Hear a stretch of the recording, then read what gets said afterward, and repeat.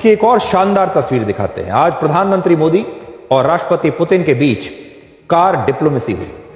ये दुनिया की सबसे अनोखी मीटिंग है जिसके बारे में आपको जरूर जानना चाहिए और इसे आप कूटनीति का एक नया अध्याय भी कह सकते हैं। असल में राष्ट्रपति पुतिन और प्रधानमंत्री मोदी एक ही कार में एससीओ समिट के बाद अपने होटल्स के लिए रवाना हुए जहां पर उन्हें मीटिंग करनी थी और यहां पर दोनों के बीच द्विपक्षीय मुलाकात होने वाली थी। और ये जो होटल है जहां पर ये मुलाकात होने वाली थी, ये एससीओ समिट के स्थल से बस थोड़ी ही दूरी पर है। इसके बाद देखिए क्या होता है। राष्ट्रपति पुतिन ने 10 मिनट तक प्रधानमंत्री मोदी का इंतजार किया, ऐसा सूत्रों ने वहां बताया, क्योंकि इन दोनों नेताओं ने तय किया कि यहां से एक साथ ही चलते हैं। आपने देखा होगा जो कई बार पक्के दोस्त होते हैं, आपके साथ भी ऐसा होता होगा कि कई बार दो दोस्त ये तय करते हैं कि चलिए एक ही गाड़ी में चलते हैं, बातचीत करते हुए चलेंगे। तो आज इन दो दोस्तों ने भी ये तय किया कि एससीओ का जब समिट से जब ये निकलेंगे और जब इन दोनों के बीच में दूसरे स्थल पर दूसरी जगह पर बातचीत होने वाली है तो एक ही गाड़ी में चले जाते हैं। और प्रधानमंत्री मोदी थोड़े व्यस्त थे और तब रशिया के राष्ट्रपति ने 10 मिनट तक उनका इंतजार किया और इंतजार इसलिए किया ताकि प्रधानमंत्री मोदी उनकी गाड़ी में उन्हीं के साथ चल सके। इसके बाद राष्ट्रपति पुतिन की जो आधिकारिक कार है उसमें ही प्रधानमंत्री मोदी बैठ गए और फिर ये दोनों इसी गाड़ी में आगे बढ़े। अगले 45 मिनटों तक प्रधानमंत्री मोदी और राष्ट्रपति पुतिन इसी कार में बैठकर बातचीत करते रहे। अब बातचीत क्या हो रही थी ये तो कोई नहीं कह सकता, क्योंकि ये दोनों ही नेता कार के अंदर मौजूद थे। यहां तक कि होटल पहुंचने के बाद भी इस गाड़ी में इनकी 1-on-1 बातचीत इस कार में जारी रही। यानी काफी देर तक राष्ट्रपति पुतिन की कार होटल में खड़ी रही, इसे होटल में ही पार्क कर दिया गया और गाड़ी के अंदर ये दोनों नेता बहुत समय तक एक दूसरे के साथ बातचीत करते रहे। प्रधानमंत्री मोदी ने सोशल मीडिया पर लिखा कि एससीओ शिखर सम्मेलन के बाद द्विपक्षीय बैठक के लिए उन्होंने राष्ट्रपति पुतिन के साथ उनकी गाड़ी में यात्रा की और उनके साथ बातचीत हमेशा की तरह बहुत उपयोगी रही, हमेशा ही उपयोगी होती है। खुद रशिया का मीडिया भी यह देखकर हैरान था कि राष्ट्रपति पुतिन ने साथ चलने का उन्हें निमंत्रण दिया और इससे स्पष्ट है कि भारत और रशिया के बीच मित्रता और आपसी सम्मान का जो रिश्ता है वो अब कैसे और बेहतर होता जा रहा है।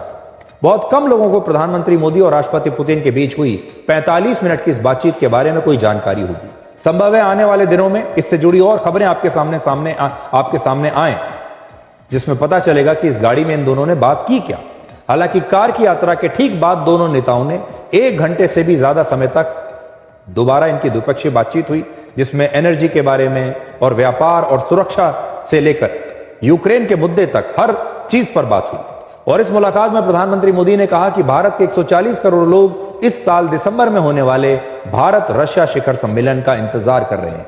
और जवाब में राष्ट्रपति पुतिन ने भी कहा कि दोनों देशों के रिश्तों को आज की बैठक से और ज्यादा मजबूती मिलेगी। तो अब आप देखिए ये दोनों जो पक्के दोस्त हैं, जब इनकी आपस में बैठक हुई तो क्या हुआ। तो आज देखिए कितनी नई बात है कि दो देशों के नेता प्रधानमंत्री मोदी और राष्ट्रपति पुतिन गाड़ी में बैठकर 45 मिनट तक बात करते रहते हैं। और जाहिर है कुछ ऐसी बात जरूर रही होगी जो शायद ये दोनों ही आपस में एक दूसरे के साथ करना चाहते थे अकेले में। और हो सकता है आने वाले दिनों में आपको पता चलेगा। यह भी हो सकता है कि यह बातचीत यूक्रेन के बारे में रही हो। और देखिए कितनी बड़ी बात है कि जब प्रधानमंत्री मोदी एससीओ समिट के लिए चीन रवाना होने वाले थे, उससे ठीक पहले यूक्रेन के राष्ट्रपति जेलेंस्की ने भी प्रधानमंत्री मोदी को फोन किया था।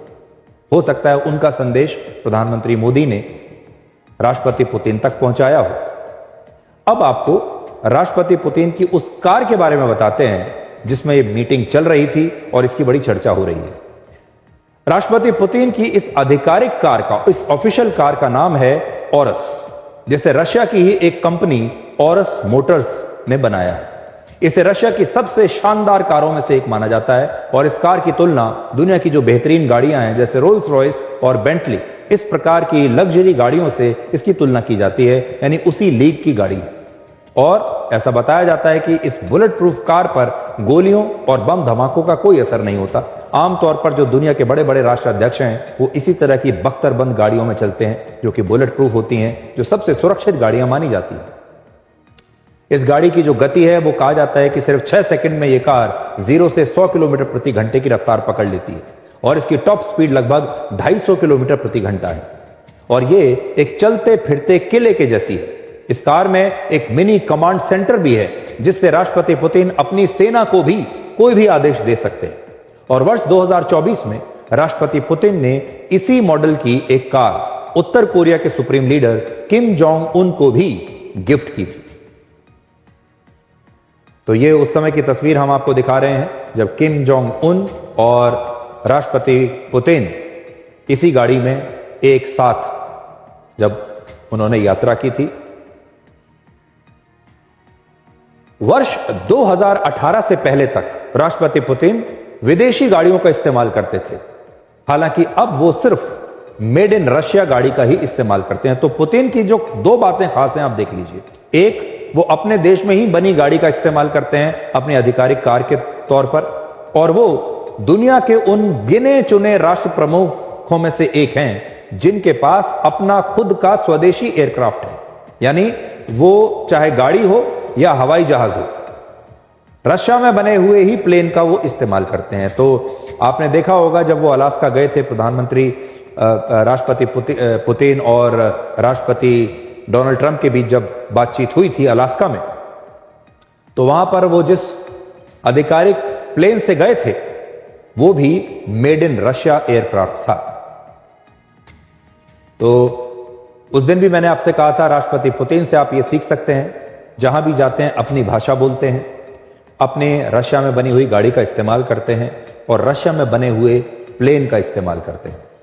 आज प्रधानमंत्री मोदी और राष्ट्रपति पुतिन के एक साथ सफर करने के बाद इस गाड़ी में चीन में जो सोशल मीडिया है, उनका जो सबसे बड़ा सोशल मीडिया साइट है जिसको कहते हैं वीबो पर यह खबर पहले नंबर पर ट्रेंड कर रही थी, जिसमें चीन के लोग लिख रहे थे मोदी टेक्स पुतिन्स कार, यानी प्रधानमंत्री मोदी ने पुतिन की कार में यात्रा की। यहां तक कि चीन के सर्च इंजन पर भी मोदी और पुतिन का गले मिलना और एक दूसरे का हाथ पकड़कर बातचीत करना पहले नंबर पर ट्रेंड कर रहा था। यानी चीन के लोग प्रधानमंत्री मोदी और राष्ट्रपति पुतिन की दोस्ती के बारे में आज दिन भर खबरें खोज रहे थे, बार बार सर्च करके इनके बारे में और ज्यादा जानकारियां जुटा रहे थे। पिछले महीने राष्ट्रपति पुतिन अलास्का गए थे, तब उन्होंने अमेरिका के राष्ट्रपति ट्रंप की स्पेशल कार में ऐसे ही यात्रा की थी। हालांकि इसके तुरंत बाद ट्रंप ने बड़े धमकी वाले बयान भी दिए, जिसके बाद रशिया और यूक्रेन के बीच सीज फायर पर कोई फैसला नहीं हो पाया था। भारत और रशिया के बीच दोस्ती बहुत मजबूत है, इसलिए अब आपको यह बताएंगे कि भारत, रशिया और चीन के बीच व्यापारिक रिश्ते कैसे हैं। देखिए ये जो नया गठबंधन बना है इन तीन देशों का, इनके लिए बहुत जरूरी है कि ये आपस में व्यापार को बढ़ाएं, क्योंकि ये तीनों ही अमेरिका के सैंक्शन से परेशान है। कौन सी चीज इन्हें एक साथ ला रही है, खींच रही है, वो है अमेरिका के सैंक्शंस। अमेरिका ने जो प्रतिबंध लगाए हुए हैं, तो अमेरिका ने तो कई साल से रशिया पर प्रतिबंध लगाए हुए हैं। रशिया आज किसी के साथ व्यापार नहीं कर सकता। रशिया पर हजारों प्रतिबंध लगा दिए अमेरिका ने और यूरोप के देशों ने। तो रशिया तो इन प्रतिबंधों से पहले ही परेशान है। चीन पर इतने सारे प्रतिबंध लगा दिए, चीन भी परेशान है। और भारत पर भी ये टैरिफ लगा दिया 50% का, इसलिए भारत भी इससे बड़ा परेशान है। और ये तीनों ही एक व्यक्ति से परेशान है और उसका नाम है डोनाल्ड ट्रंप। अब ये तीनों मिलकर क्या कर सकते हैं? जो नुकसान, पैसे का नुकसान, व्यापार का नुकसान अमेरिका इन तीनों देशों को पहुंचा रहा है, ये तीनों देश मिलकर अगर आपस में व्यापार करने लगे तो उस नुकसान की भरपाई हो सकती है। कैसे हो सकती है? देखिए, भारत रशिया से 5.4 लाख करोड़ रुपए का सामान खरीदता है और लगभग 41,000 करोड़ रुपए का सामान रशिया को बेचता है। तो यह तो भारत और रशिया के बीच का व्यापार हो गया।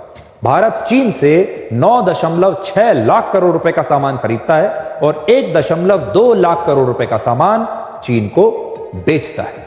अब यहां हमें चीन को अपना एक्सपोर्ट बढ़ाना होगा और रशिया को भी अपना एक्सपोर्ट हमें बढ़ाना पड़ेगा।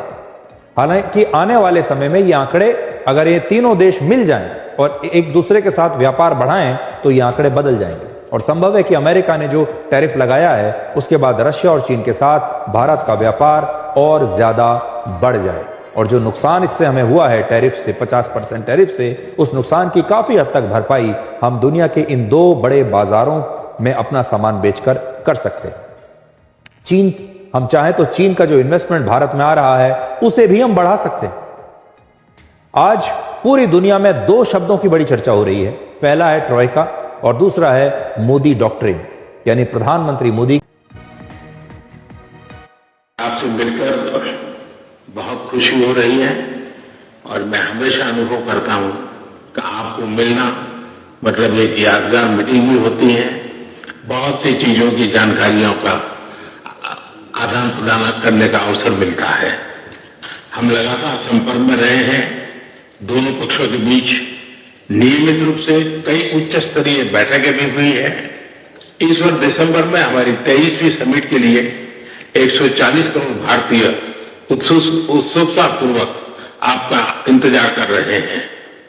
एक्सेलेंसी, ये हमारे special and privilege strategic partnership की गहराई और व्यापकता का परिचायक है। कठिन से कठिन परिस्थितियों में भी भारत और रूस हमेशा कंधे से कंधा मिलाकर चले हैं। हमारा करीबी सहयोग न केवल दोनों देशों के लोगों के लिए बल्कि वैश्विक शांति, स्थिरता और समृद्धि के लिए महत्वपूर्ण है। एक्सेलेंसी, यूक्रेन में चल रहे संघर्ष के विषय में हम लगातार चर्चा करते रहे हैं। हाल में किए गए शांति के सभी प्रयासों का हम स्वागत करते हैं।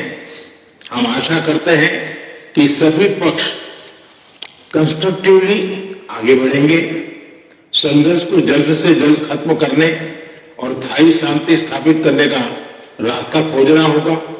यह पूरी मानवता की पुकार है। особого привилегированного стратегического партнерства. महामहिम प्रधानमंत्री जी, प्रिय दोस्त, 21 दिसंबर को 15 साल पूरे हो जाएंगे जब से एक संयुक्त वक्तव्य पर हस्ताक्षर किए गए थे, जिसमें हमारे स्पेशल प्रिविलेज्ड पार्टनरशिप पर किस तरह हम पहुंचे। 15 साल हो गए।